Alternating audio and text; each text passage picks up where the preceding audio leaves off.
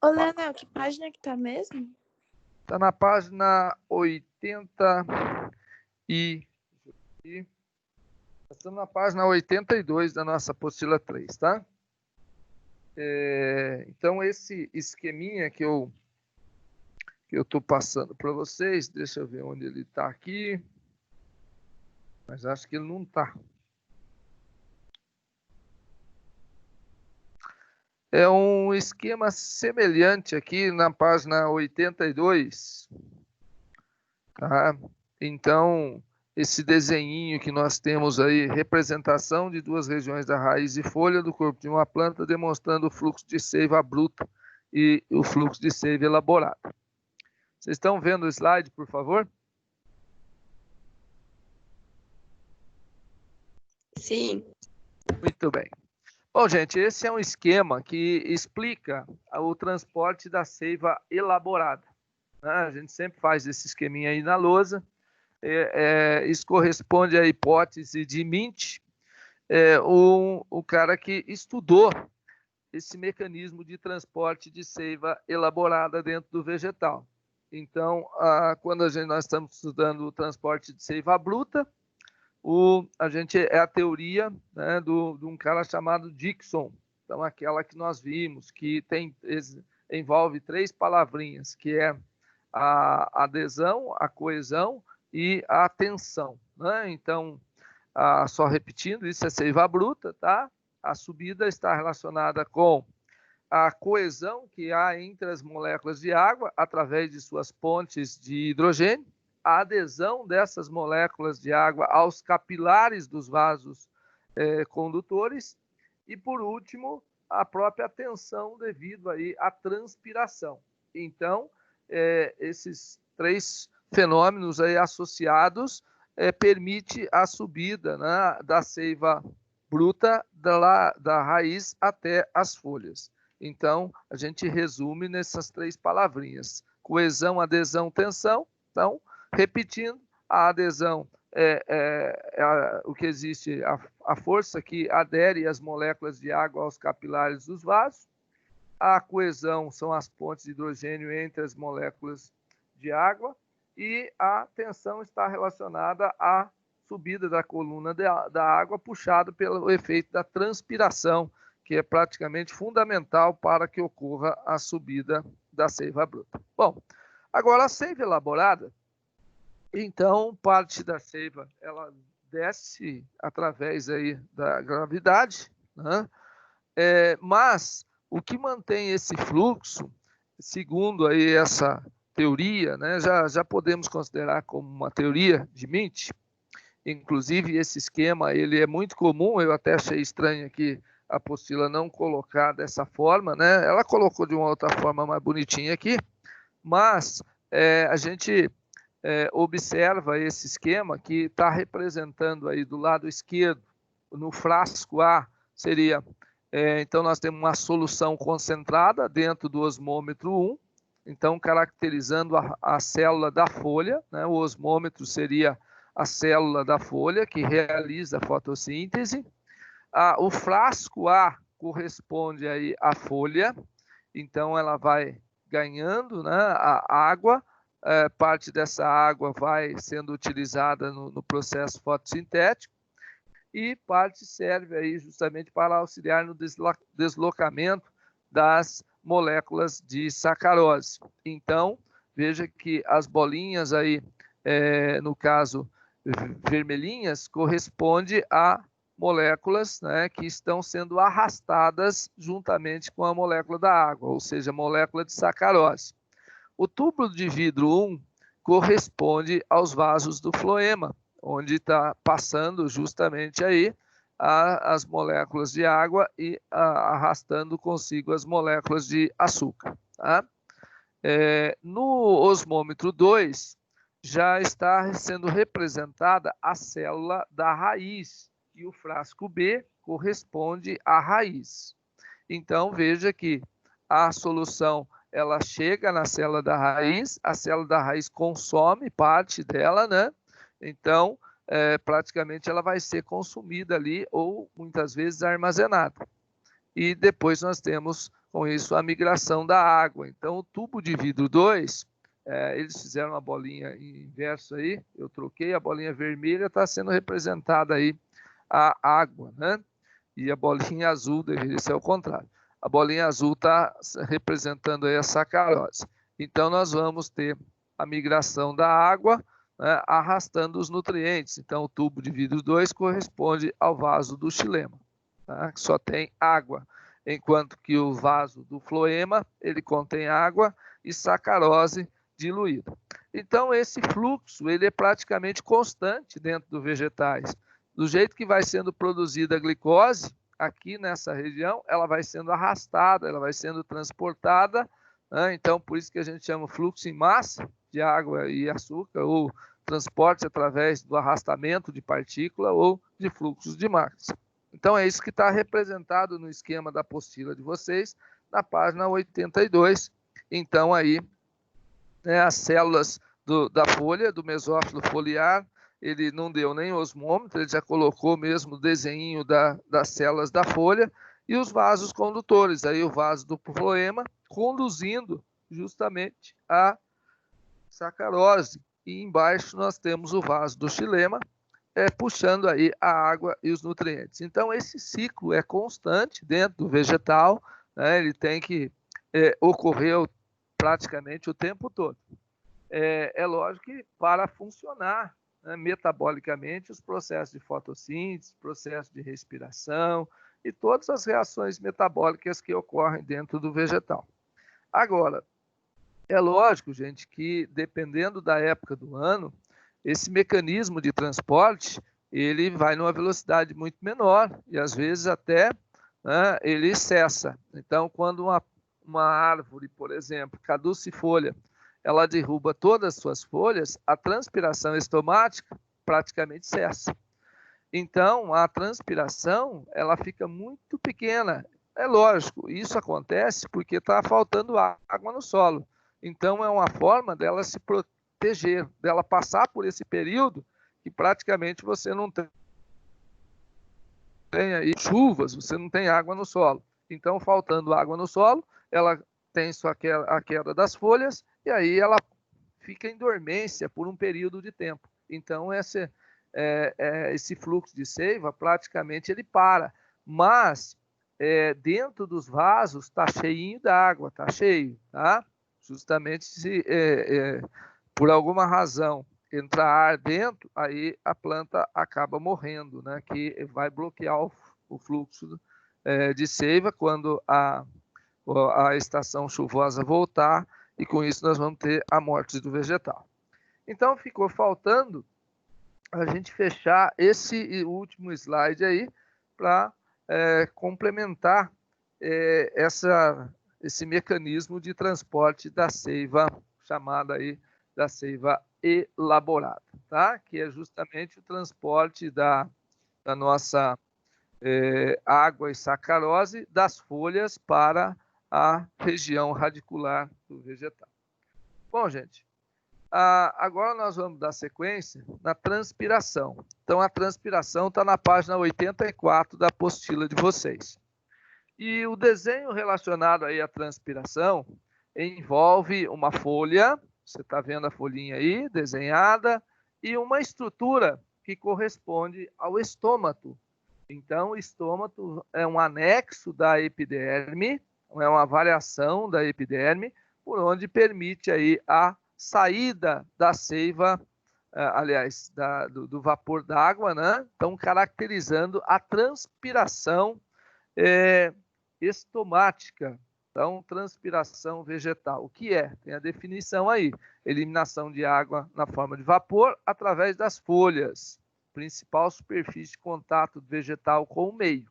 Então, as folhas são achatadas, são laminares, tem uma área de contato relativamente grande e, com isso, facilita a eliminação aí do vapor d'água. E saindo esse vapor d'água, nós vamos ter aí o fluxo contínuo. Então, esse desenho mostra justamente aqui a seiva bruta, né, que é formada praticamente por água. Então, a água subindo através dos vasos do xilema, alcançando as folhas, e nas folhas por meio dos estômatos. Aqui o autor coloca 99% da transpiração, né, e menos de 1% aí é através da cutícula. Essa transpiração cuticular, ela é constante, ela não para, né, a não ser que não tenha folha. Agora, a transpiração estomática, ela é variável, porque depende da abertura e do fechamento aí dos estômatos, tá certo? Então, caracterizando aí esse processo que é fundamental para a manutenção do fluxo de seivas dentro do vegetal. Então, depende basicamente dos estômatos. Os estômatos, como eu já disse, são válvulas presentes nas folhas, são anexos da epiderme. Então, eles apresentam aí, né, esse mecanismo de abertura. Essas células, essas duas células, são chamadas de células estomáticas. Aqui nós podemos observar um orifício, que é o ostíolo ou fenda estomática, como o autor descreve aqui no cantinho. E essas células, elas são células fotossintetizantes. É uma exceção às células da epiderme. Então, a epiderme apresenta as suas células sem clorofila, exceto as células guarda, que formam aí o estômago. Então, essas duas célulazinhas, elas têm cloroplastos, elas realizam fotossíntese. Então, quando essas células ganham água, o que acontece? Vai abrir o ostíolo, vai abrir a fenda estomática e o vapor vai sair. Quando essas células guarda, né, perdem água, o que acontece? Nós vamos ter o fechamento dos estômagos, o fechamento da fenda estomática. Então, a turgência ou o estado, o turgor dessas células é o que vai abrir ou fechar no caso, os estômagos, tá certo? Então, a concentração de água está relacionada com a abertura e fechamento dos estômagos. Então, eles são anexos, né? Os estômagos, ficou só o toso aqui, né? Só o os. Acabei esquecendo ele lá fora. Os anexos epidérmicos das folhas, constituídos por duas células, né? Células guardas aí, ou células estomáticas, elas estão repletas de água, tá? E apresentam aí cloroplastos. Então, aqui no desenho de baixo, ó, quando ela está cheia de água, olha o que acontece, está completamente aberto os estômagos. Quando ela tem menos água, o que acontece? Ela fecha, então. Tá? Ao lado delas, aqui, tem as chamadas células anexas ou células subsidiárias. Aqui, por exemplo, o autor chamou de células subsidiárias. Então, células anexas, vizinhas, subsidiárias, são vários termos que nós utilizamos para mostrar aí, justamente para denominar essas células que ficam próximas às células estomáticas. Então, essas células, elas são as responsáveis pela transferência de água. Então, a água dessas células passa para a célula estomática e vice-versa, ou recebe. Então, esse fluxo, né, esse deslocamento de água, que vai abrir ou fechar os estômagos. Então, são vários fatores externos que podem influenciar nessa concentração de água aqui. Então, do lado esquerdo, uma foto de microscopia eletrônica, mostrando aí aqui as duas células guardas e aqui a fenda estomática. E as células anexas são essas que estão ao redor. Aqui ao lado, né, um desenho já representando o ostíolo aberto. Então, o que aconteceu? A água entrou aqui dentro, abriu. A água saiu, olha, ele vai fechar. Então, é assim que funciona. Tá? Aqui em corte, né, uma outra imagem mostrando aí o estômago aberto à esquerda e o estômago fechado à direita. As funções básicas, então, né, no caso, estrutura desse anexo epidérmico é justamente permitir a entrada de gás carbônico e a saída de vapor d'água. Por isso que a gente diz que é uma estrutura responsável pelas trocas gasosas. Então, nós temos aqui a entrada de CO2 e a saída do vapor d'água. Então, as plantas, de uma maneira geral, a maior parte do gás carbônico que vai entrar dentro da nossa planta está ocorrendo justamente através dos estômagos. Então, por isso que tem aquele lance de plantas que têm um metabolismo C3, plantas que têm um metabolismo C4, plantas CAN. Então, está relacionado justamente como que esse CO2 vai se comportar quando ele entra dentro aí dessa região da folha, né? Ou em que período do dia isso acontece. Então, se a gente considerar uma planta de deserto, por exemplo, uma planta de região árida, esses estômatos estão fechados durante o dia. Lógico, senão a desidratação vai ser intensa, senão ela perde um pouco de água que ela possui. Então, o que acontece? Ela fecha esses estômagos durante o dia. Se ela fecha os estômagos, não tem entrada de CO2. Então, como que ela vai fazer fotossíntese se não tem gás carbônico? Só o da respiração não é suficiente. Então, o que acontece? Ela vai abrir esse estômago durante a noite, absorve gás carbônico, guarda esse gás carbônico numa substância de 4 carbonos, que é o ácido málico, e aí durante o dia, mesmo com os estômagos fechados, o que acontece? Ela consegue realizar a fotossíntese, né? Porque aí tem luz, então a fotossíntese só ocorre na presença da luz. Então, são adaptações que nós vamos encontrar em determinadas espécies vegetais. Mas isso é para mostrar para vocês que os estômagos, além da saída do vapor d'água, é fundamental para que ocorra a entrada do CO2 para a fotossíntese. Por isso que a gente diz que nos estômagos ocorrem as trocas gasosas, ou seja, a entrada de CO2 e a saída de vapor d'água. Né? E aí embaixo eu coloquei até respiração, né? Então entra O2 e sai CO2.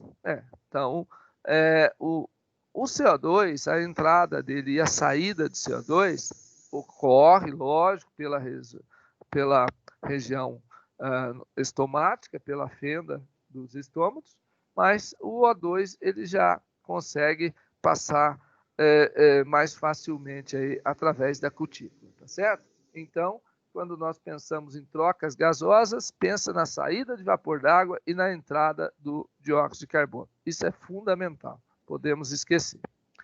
Bom, aqui uma outra estrutura, né, mostrando aí justamente mais uma imagem que muitos exercícios vão trazer essa imagem, vão perguntar para vocês o nome das células. Então, célula guarda ou célula estomática. Aqui em azulzinho nós temos a célula subsidiária ou célula anexa, célula vizinha. Então, são vários nomes. Não esquecer que a célula estomática ela tem cloroplasto, ela faz fotossíntese, né? E aqui é o ostilo, a abertura, que, como sendo válvula, ela abre e fecha. E atrás dessa estrutura, se a gente olhar dentro da folha, nós temos a câmara no caso, câmara subestomática. Então, a câmara, o que ela vai fazer? Ela é um espaço, né, como se fosse um salão ali, atrás do estômago, onde nós vamos ter aí vapor d'água, dióxido de carbono, acabar se espalhando para dentro da planta, né? Entre as células do mesófilo ali, aquela região que contém células estomáticas. Uma maneira da gente entender a abertura é até relativamente fácil. Essas células estomáticas, desculpe, aqui da parte central, então nós temos uma concentração grande aqui de lignina, tá? Desse lado aqui da célula. Tem bastante lignina. Já do lado oposto, praticamente a gente não tem lignina. Então, aquela margem da célula estomática que está encostada na célula vizinha, na célula subsidiária, não tem lignina. Então, é uma membrana, né, lipoproteica. Você tem aí celulose, formando a parede celular, apenas celulose. Então, existe uma permeabilidade aí bastante eficiente. Agora, essa região aqui, ó, ela tem lignina. Então, a lignina, ela é uma substância muito mais rígida quando eu comparo com a celulose.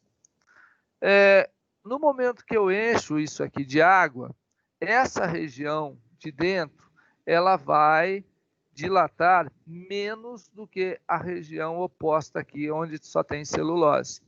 Então, essa diferença da concentração de lignina, que está grande aqui no lado da fenda estomática, então ela faz com que ocorra uma dilatação do lado oposto maior do que a dilatação do lado interno. Então, é por isso que abre esses estômagos. Então, quando eu encho aqui de água, é como se esticasse essa região oposta e essa aqui, ó, ela não vai esticar. Então, forma ali uma região côncava, né? Uma abertura. E através dessa abertura, é que vai entrar aí, que vai ocorrer as trocas gasosas, a entrada de CO2 e a saída do vapor d'água, caracterizando o que nós chamamos de transpiração, certo? Então, nós temos a participação de íons de potássio. Hoje fala-se muito nesse íon, né, a importância dele, da migração dele. Então, isso faz com que ocorra o deslocamento da água. Nós temos algumas hipóteses que explicam aí como que ocorre essa entrada de água das células vizinhas para dentro das células estomáticas. É lógico que a água ela vai passar pela osmose, pela difusão da água, né, de onde tem mais água para onde tem menos. Ou seja, de onde está menos concentrado, uma solução menos concentrada, para uma solução mais concentrada. Então, durante o dia, nós temos uma migração do potássio saindo da parede celular e migrando para o citoplasma. Nós não sabemos ainda, do ponto de vista bioquímico, como isso acontece, mas quando são feitas medições de concentrações durante o dia e durante a noite, observa-se essa diferença. Então, esse potássio, ele desloca da parede celular para o citoplasma da célula estomática. Então, com isso, aumentando a concentração de potássio, esse meio mais concentrado puxa a água da célula vizinha. Na ausência de luz, quando não está acontecendo fotossíntese, é um mecanismo inverso. Então, o potássio, ele migra para a parede e aí a concentração ela fica menor. Ao invés da água entrar, a água acaba saindo para as células vizinhas. Então, o íons de potássio tem uma influência muito grande, né? Então, esse desenho mostrando aí como que ocorre o controle de abertura e fechamento desses estômatos. Então, as células guarda aqui, ó, né, tem aí o potássio. Então, esse potássio que está aqui, ó, ele migra. Quando ocorre a migração desse potássio, ele aumenta a concentração osmótica aqui, a pressão osmótica, né, devido a essa alta concentração de potássio. Então, nós vamos ter a entrada de água. Tá? Quando esse potássio volta, aí nós temos a saída da água. Então, veja que tem aí uma participação direta, né, desse íon de potássio na abertura e fechamento estomático. Bom, quais são os fatores que influenciam diretamente nesse processo, nesse fenômeno aí que corresponde a essa abertura? Então, nós temos a luz, lógico, né? A luz ela é responsável aí pela fotossíntese. Então, quando eu tenho luz, eu estou consumindo gás carbônico. Então, eu amarro aí a concentração de gás carbônico ao fator luminosidade. Então, quando tem luz, consome gás carbônico. Então, precisa estar aberto justamente para manter uma concentração alta de gás carbônico. Umidade. Então, a umidade é um outro fator. Tendo água, vai encher as células estomáticas. Não tendo água, não vai encher e, consequentemente, os estômagos vão se fechar. A temperatura está associada aos dois fatores anteriores. Então, se eu tiver uma temperatura muito alta, eu tenho uma transpiração intensa, né? Então, o que acontece? Eu preciso, no caso, fechar os estômagos para economizar aí água. Os ventos também vão influenciar, né? Porque ele vai levar o vapor, então, com isso, vai ter uma influência, né? Não tão assim significativa, embora seja significativa, mas quando a gente compara com outros fatores, a sua ação ela é menor. Os fatores internos estão relacionados à espessura da cutícula. Nós temos a cutícula é uma camada de cera, né, que fica sobre a epiderme. Então, as próprias células aí da epiderme que vão produzir essas substâncias e formam aí uma estrutura que não, no caso, ela é acelular, é uma camada, né, de cera que a principal substância chama-se cutina, que forma essa cutícula, que forma essa, como eu posso dizer, uma estrutura que ela tenta, no caso, impedir a perda de água, né? A verdade é essa, a finalidade da cutícula, como sendo uma camada serosa, uma camada lipídica, ela tem como função aí impedir a saída da água. Então, quanto maior for essa concentração de cera, né, mais espessa for essa cutícula, menor vai ser o índice de transpiração cuticular. O tamanho das folhas, isso também tem relação, então está relacionado com o número de estômatos. Então, se eu tenho uma área foliar maior, eu tenho aí, né, teoricamente, mais estômatos. E eu tenho também uma área da própria cutícula maior. Então, tem relação. Os pelos é uma forma de proteção, então aí são, no caso, os pelos, quando eu tenho mais pelo, eu vou ter um controle maior aí na vaporização. Certo? Aqui mais uma imagem semelhante a essa que vocês têm aí na apostila de vocês, né? Então, aqui microscopia eletrônica, olha quantas bactériazinhas tem espalhadas por aqui nesses espaços, né? Interessante.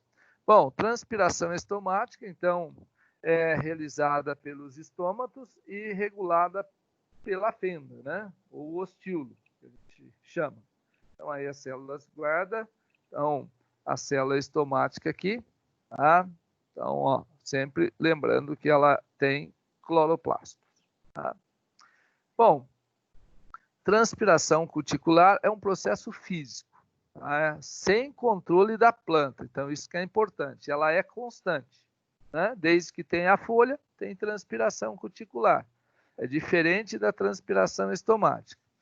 Então, nós vamos ter plantas hidrófilas, que são aquelas que vivem em ambiente úmido, tem uma cutícula mais fininha, tá? Então, folhas mais tenras, mais moles, né? Maiores. Então, elas estão no meio com bastante umidade, não há necessidade de economia de água, por isso que elas apresentam essas características.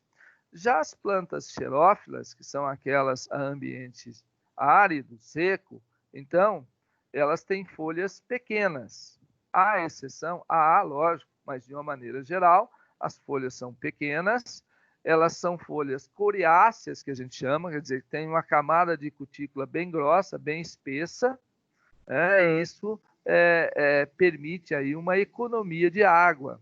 Então, nós temos bastante espinhos, né, muitas escamas, então muda completamente aí essa área foliar. Se a gente analisar as cactáceas, isso fica muito claro, essa mudança aí do perfil aí das suas folhas, né? Então, aqui nós temos uma planta xerófita, veja que, né, ela está aí, ela tem um formato já diferenciado, e aqui uma planta hidrófila, ela tem suas folhas verde mais escuro, né, mais brilhantes, embora aqui é a luz da foto, mas se a gente considerar, essa aqui é muito mais brilhante, um verde escuro, tem, né, uma camada fininha aí. Ô, Leonel, Pois não? Pode falar? onde que tá essa outra transpiração que não é a do estômatos? É a transpiração em toda a cutícula. Mas ela tá na apostila ou não? Oi? Quando eles colocaram aqui, né, deixa eu ver. Não, a apostila está tratando aqui, cerca de 90% da água é perdido para a atmosfera, responsável pela transpiração estomática e também pela cutícula embaixo aí, ó. Tá? Então, no primeiro parágrafo, ele só citou isso, ele não entrou em muitos detalhes em relação à transpiração cuticular, não. Tá? Então, na apostila só tem no comecinho, lá no primeiro parágrafo, falando sobre isso. Mas Bom, é importante, né? você deve sempre lembrar que tem as duas, né? Embora o grosso da saída de água e entrada de CO2 é através dos estômagos. Então, sem dúvida, a transpiração estomática, estomatar, ela é mais importante, mas a outra também ocorre. Então, tem vários exercícios que, então, a gente chama de transpiração total, a transpiração estomática mais a transpiração cuticular. Então, isso que corresponde à transpiração total aí do vegetal. E a transpiração cuticular, ela é constante, ela não muda, e a transpiração estomática, ela é variável, né? Como nós temos aí a abertura e o fechamento dos estômagos, dependendo de vários fatores externos. Certinho? Tudo bem? Certinho. Então, ok. Então, dando sequência, ó, ganho de água. Então, quando nós temos o fechamento aí do estilo, né? A perda da água leva ao fechamento, né? Aliás, então, quando nós temos aí pouca água que eu tenho que economizar, o estômago vai fechar. Então, olha lá, quando uma planta dispõe de pouca água, suas folhas murcham e os estômagos fecham-se. Ao receber água, as células guarda tornam-se túrgidas e ocorre a abertura dos estômagos, né? Um errinho aí. Bom, mecanismos fotoativos. É bom a gente lembrar disso daí. Então, deixa eu ver onde está isso na apostila de vocês.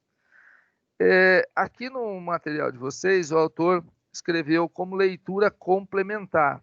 Mecanismos que regulam a abertura e o fechamento dos estômagos. Está na página 85. Bom, então nós já vimos a luz, né? Mecanismos fotoativos. Olha que interessante. Então, ó, presença de luz, célula guarda faz fotossíntese. Diminui a concentração de CO2. Então, ó, menos CO2 dentro da folha, a tendência é abrir os estômagos. Quando eu tenho alta concentração de CO2, a tendência é fechar os estômagos. Então, como que os autores explicam isso? Ó, quando reduz a concentração de CO2, quando fica abaixo aqui a concentração de CO2, o CO2 está na forma de ácido carbônico. Ele vai tornar o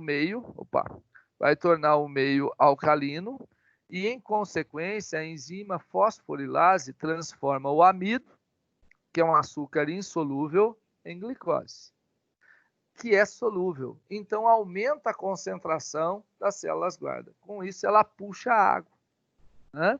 Então, devido a essa alta pressão osmótica ali, e ela acaba puxando a água. Com isso, a abertura do estilo. Quando não tem luz, a célula guarda elimina, né? Então não tem luz, ela está só respirando. Então está aumentando a concentração de CO2 dentro, né? Devido à respiração. O meio ele acaba ficando ácido, a enzima fosforilase, ela atua de forma contrária. Então, ao invés dela quebrar aí o amido, né, liberando a glicose, ela concentra amido. Então, ela transforma a glicose em amido. Com isso, o amido, como nós já vimos, ele é insolúvel aí na água, então vai diminuir a pressão osmótica e com isso a água, ao invés dela entrar dentro da célula estomática, ela sai para as células vizinhas. E aí nós vamos ter o fechamento do estômago, tá certo? Então a nossa aula está praticamente esgotada. Eu volto mais tarde para a gente finalizar isso daí, tá ok? Então deixa eu sair aqui, né? Voltando aqui, deixa eu botar minha fuça aqui, ok? Então tá aí. Então, gente, até daqui a pouco. Daqui a pouco a gente volta, né? Nós temos mais uma aula aí e a gente fecha esse assunto nosso, tá certo? Um grande abraço e até daqui a pouco. Obrigada. Obrigada. Ok, até mais.